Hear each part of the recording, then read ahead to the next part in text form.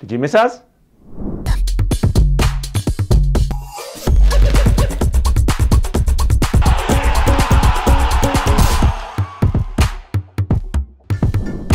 As a mark of respect for the victims of the recent floods that hit the nation, we went off air for a couple of episodes. But let me tell you, it's good to be back.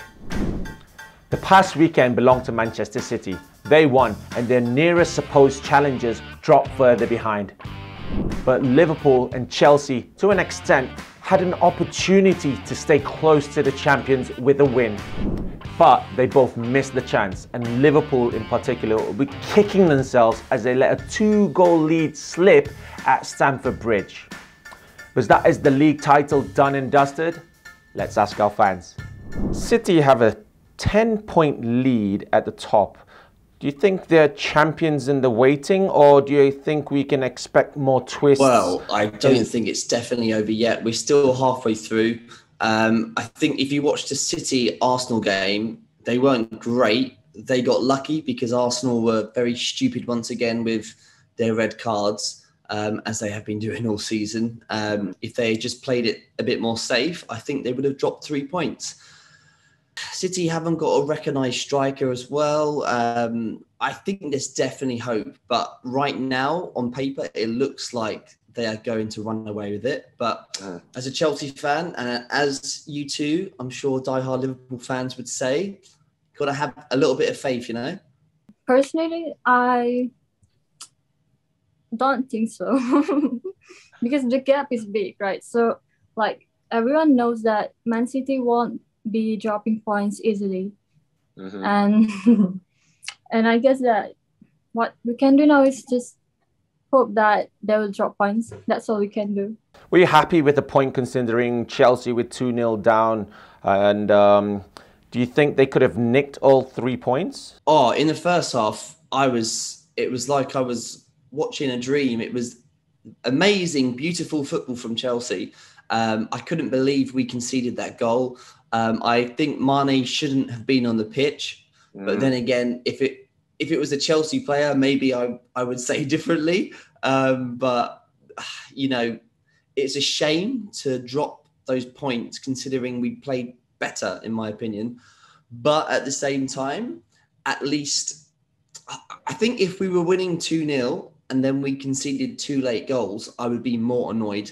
So there is still that element of, you know, at least we climbed back and got something because, you know, we've seen time and time again with the top teams, once they score 2 goals, they'll park the bus. And I think luckily for us, Klopp plays that kind of fun attacking football and doesn't really sit back so much. So I would say we got a bit lucky that we managed to score the 2 goals. But at the same time, of course, I think we deserved the 3 points. Yeah, and Faz, how disappointed are you with Liverpool right now? Only 2 points out of the last possible 9. It's very disappointing. You know, there are games that Liverpool could win and like get points, but yeah, I guess we got like unlucky. So, which one of you still have the faintest hopes your side can stage a miraculous comeback? I'll start with you, Faz. Do you think Liverpool can make the comeback to catch up with City? Yes. Because it's football, right? She doesn't sound very confident. Well, 70%. 70%? Come on, we need 100%. Okay, 99. Still won't give me 100. Just imagine if you get 3 points against City. Do you think that's the turning point? For sure. I think our manager is great. I think he's got great tactics. He's very experienced. We have players coming back. We started the season strong. Definitely hope. Unlike Liverpool, we don't have our 2 best players going to the African Cup of Nations. So I think we've got a better chance than you guys because Salah, if Liverpool, I mean, no offence, but if Liverpool didn't have Salah, I don't think they would be in the top 4 maybe, and Mane. I think they're the 2 best players for Liverpool. And without them, the attacking side of Liverpool is not going to be as strong. We are losing our keeper, of course. But I've always liked Kepa a bit. So I think we're not going to miss him too much. We'll definitely miss him. He was great in the game at the weekend. But I think, would I rather us lose, Mendy rather than you losing Salah and Mane? Yeah. I think you guys have got a bigger loss there. When it comes to Salah and Mane, they are irreplaceable in the team. Like, as we all see that our squad, our bench, they are not as strong as, let's say, Man City. Look at their bench and compared to our squad. So, well, Curtis Jones, maybe Minamino. You think they could do something?